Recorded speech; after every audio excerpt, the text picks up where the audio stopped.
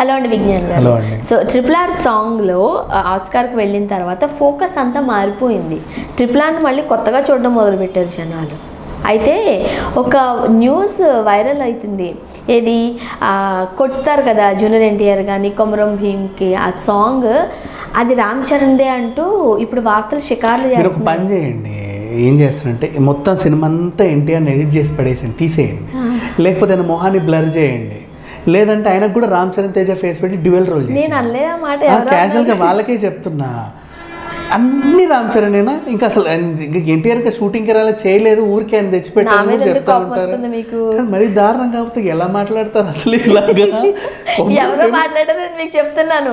కొమరం భీముడు సాంగ్ ఉండొచ్చు, చిచి లేదు, అభిమానం కాదు, నాకు కోపం వస్తుంది. యాజ్ ఇదిగా చెప్తున్నా, ఆ సాంగ్ మొత్తం పాపం ఎన్టీఆర్ది, ఆయన కనబడిందే ఫుల్ ఫ్లెజ్డ్గా దాంట్లో సినిమా అంతా. మా అయితే 2 బట్టలు వేసావు, ఒకటేమో తెల్ల బట్టలు వేసావు, ఒకటేమో నల్ల బట్టలు వేసావు. ఆయనకి బట్టలు వేసుకునే స్కోప్ లేదు, ఎందుకంటే నా క్యారెక్టర్ అలాంటిది అని చెప్పావు. ఒప్పుకున్నాడు, బాగానే చేశాడు. ఒక్కసారి పాపం జాలిపడి ఒక సూట్ ఇచ్చావు, దాన్ని కూడా నాటినాడు పాటకి వేసావు, తీసేసావు. రైట్? అవును. ఆ దుమ్ము దుబ్బల్లో దానికన్నా ఇచ్చారు, ఎలా ఉండాలి కదా అని. అట్లీస్ట్ అవును, ఆ క్యారెక్టర్ కదంటూ ఆ తెల్లబట్టలు నల్లబట్టలు ఇవ్వలేదు. సంతోషం, అంటే స్టెప్ తెలియవనేమో, మేబీ ఆ రకంగా ఇచ్చావు, సంతోషం. పులి ఫైట్ బాగా చేశాడు, పోనీ అక్కడ బట్టలు ఇవ్వలేదు, సరే ఆయన కండలు చూపించాడు, అంత బాగానే ఉంది, పులితో అది ఉంది, ఎలివేట్ అయ్యావు. చాలా మంచి సీన్ అది, మంచి సీన్ అది థియేటర్లో. ఓకేనా? సీన్ అది. ఇప్పుడు దాన్ని కంపేర్ చేసి యాజ్ ఎ క్రిటిక్గా నేను చెప్తా వినండి. ఒక హీరో పులితో పోరాడి అది కండ బలం ఉండబలం ప్లస్ ఆయనకు ప్లస్ నేపథ్యం ఏంటి, అక్కడ నేను దీన్ని ఓవర్ హీరోయిక్ ఇది అన్నాడు. ఎందుకంటే నువ్వు చూపించింది అతను ఒక ట్రైబల్గా చూపించావు. ట్రైబల్కి ఉండే ఆ శక్తి వేరు, వాళ్ళు వనమూలికలు ఆ దాంట్లో బతికేస్తారు కాబట్టి బలవంతంగా ఉంటారు, చాలా బాగుంటారు. వాళ్ళకి ఇంకా అడవుల్లో పులులతో వాటితో వీటితో బాగా ఇది ఉంటుంది, గట్టిగా ఉంటారు, పుష్టిగా ఉంటారు, బలం వేరు. ఆ రకంగా నేను ఒప్పుకుంటా. ఇప్పుడు ఇక్కడికి వెళ్తే ఆయన ఇంకో కంపారిజన్ చెప్తున్నా రామ్ చరణ్ క్యారెక్టర్ గురించి. ఆయన ఎక్కడ ఏదో మన్యం నుంచి విజయవాడ వైజాగ్ నుంచి వచ్చాడు, ఉప్పు నీరు చపచప బతుకు ఏదో వచ్చేసాడు, క్యాజువల్గా చెప్తున్నా. వచ్చిన తర్వాత ఏదో చిన్న పగవ ప్రతీకారం ఉంటుంది. అఫ్కోర్స్ నువ్వు షూట్ చేయడం మాత్రం బాగా నేర్చుకున్నావు, సినిమాటిక్గా నువ్వు షూట్ చేయడమే నేర్చుకున్నావు, ఫైట్ చేయడం నేర్చుకోవాలి. అంతే, రైట్? రైట్, షూట్ చేయడం నేర్చుకున్నావు, ఫైట్ చేయడం నేర్చుకోవాలి. మీ డాడీ నీకు ఇదే నేర్పాడు, అంతే తప్ప నువ్వు ఫైట్ చేయడం నేర్చుకుంటే టక్కున అక్కడ దూకే వాళ్ళందరినీ తన్నేసి వచ్చేవాడు, అట్లా చేయలే నువ్వు. జస్ట్ అది నేర్చుకున్నావు, బుల్లెట్లు ఇట్లా పెట్టి షూట్ మోడ్ ఏం అయ్యే నేర్చుకున్నావు నువ్వు. రైట్? నెక్స్ట్ అక్కడికి వచ్చేద్దాం. కాకపోతే నీ బ్లడ్ మన్యం దొరవి కాబట్టి ఆ బాణము గినం అయ్యే వచ్చు నీకు, అట్లా వచ్చింది, సరే వదిలేద్దాం. ఇప్పుడు ఇక్కడికి వచ్చేస్తే స్టార్టింగ్ సీన్ ఎలివేషన్ సీన్, ఈయనకి ఇచ్చినట్టుగా ఆయనకు ఎలివేషన్. నువ్వేం చేసావు, ఫెన్సింగ్ దూకి వాడు ఎవడో నిన్ను తిట్టాడు హీ అన్నాడు అని చెప్పేసి వాడు ఇలా ఏదని ఎక్కిరిచ్చి వెళ్ళిపోతాడు. వాడిని పట్టుకోవడానికి నువ్వేం చేసావు, 5,000 మంది 10,000 మందిని దాటుకుంటూ ఎక్కడెక్కడికో వెళ్ళావు. నిన్ను వాళ్ళందరూ ఒక 50 మంది పట్టుకొని లాగుతున్నా నువ్వు వాళ్ళందరినీ కొట్టి వీడిని తెచ్చావు, తేవాలను తెచ్చావు. Is it possible? సినిమాటిక్ అయితే పాసిబుల్. ఎలా?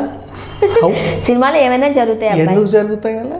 సరే జరుగుతాయి అంటే అది ఓవర్ ఎక్స్పెక్టేషన్ అండ్ ఓవర్ ఇదే కదా, ఓవర్ లిబర్టీయే కదా. నీ హీరోకి ఎక్స్ట్రా పవర్స్ లేకుండా ఏదో ఇచ్చావు, అతి మితిమీరిన అతి ఇంకా చెప్పాలంటే, అంతే కదా. ఇప్పుడు నేను కూర్చొని అందులో ఎన్టీఆర్ ఏముందిలే పులే కదా మహా అయితే ఎక్స్ప్రెషన్ పడేసాను, కానీ రామ్ చరణ్ అసలు అలా కొట్టేటప్పుడు ఉంటుంది ఎక్స్ప్రెషన్ అంటే నాకు కాలదు. మాట్లాడడానికైనా కొంచెం ఉండాలా. సరే నెక్స్ట్ ఇంకో క్యారెక్టర్. ఇప్పుడు అదే జూనియర్ ఎన్టీఆర్ గురించే మాట్లాడుకుంటే, కొరడా పెట్టి కొట్టేదాని దగ్గర ప్రేమ్ రక్షిత్ మాట్లాడాడు. ఇప్పుడు కొరడా పెట్టి కొట్టడం గుడ్, నేను యాక్సెప్ట్ చేస్తా, బాగానే ఉంది, ఎవ్రీథింగ్ ఈజ్ ఫైన్.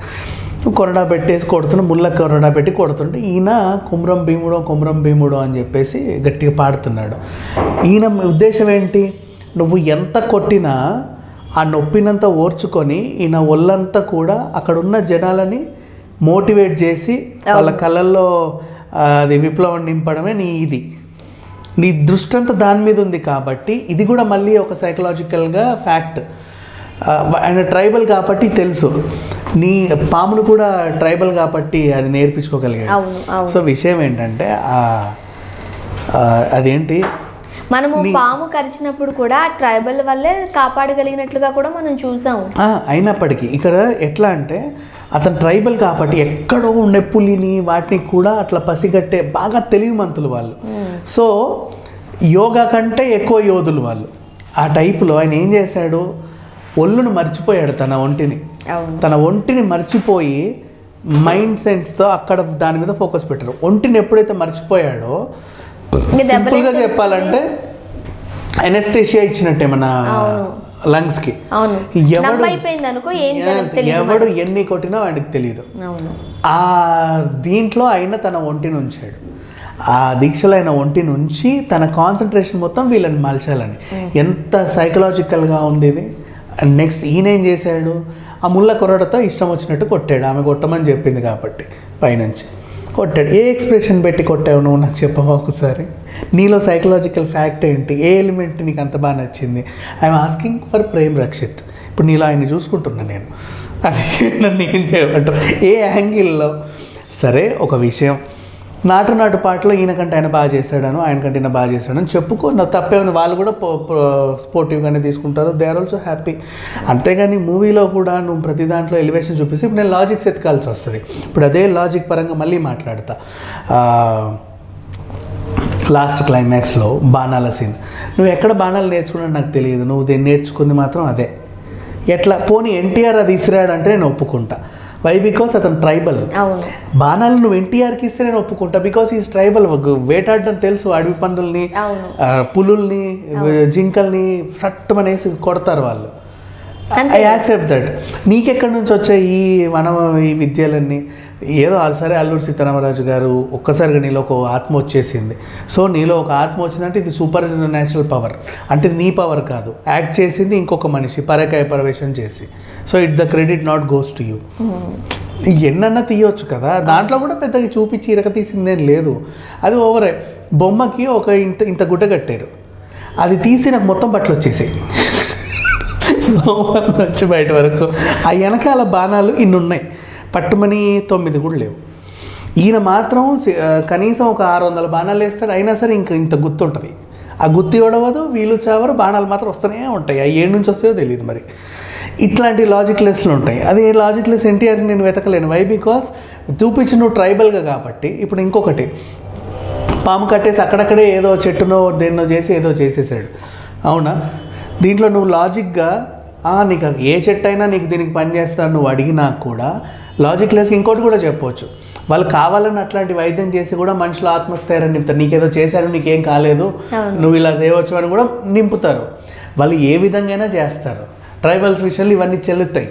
సో అటే సపోర్ట్ చేస్తాయి. ఇప్పుడు ఎంత చూసుకున్నా, యాక్టింగ్ పరంగా ఏం చూసుకున్నా సరే, overall credit goes to NTR. కాబట్టే ఆస్కార్కి నామినేట్ అయింది ఆయనే. గుర్తించిన వాళ్ళు చూసి ఓ అని. నువ్వు ఎన్ని ఇంటర్వ్యూలు ఇచ్చి తిరిగినా, మోడీతో కలిసినా, ఇంకెవరితో కలిసినా, ఊరికి ఇంకా చెప్పాలా, మొన్న అమిత్ షాని కలిస్తే ఆనందపడ్డారు అందరూ. ఆ అమిత్ షాయే వచ్చి ఎన్టీఆర్ని కలిశారు ఒకప్పుడు. అప్పుడు చూడలేదు ఎవరు, వీళ్ళు వెళ్ళారు బొకేలు పట్టుకొని హీ అని. ఒక శాల్వా కూడా పట్టుకెళ్ళలేదా తెలియదు. అయితే అక్కడ నుంచి అమిత్ షానే ఇక్కడికి వచ్చాడు ఎన్టీఆర్ని కలిసి. వీళ్ళు అక్కడికి వెళ్ళేసి ఆనందంగా ఏదో సెలబ్రేట్ చేసుకున్నారు. జనాలకు తెలియట్లా, వీళ్ళు ఓవర్ ఫోకస్ చేస్తున్నారు ప్రతి దాంట్లో. రామ్ చరణ్. అందుకే అన్న ఇంకెందుకు ఎన్టీఆర్ మొహం కూడా బ్లర్ చేసి ఆయనే పెట్టండి అని. అంటే సందర్భం ఉన్నా లేకుండా ఊరికే పొగడొద్దు, సందర్భం ఉంటేనే పొగడండి. మేము ఒప్పుకుంటాం కదా. ఇప్పుడు నేను స్వర్ణ అయిపోయాను, ప్రేమ రక్షిత్ కాదు. కోపం అంతా పోయింది. Thank you so much.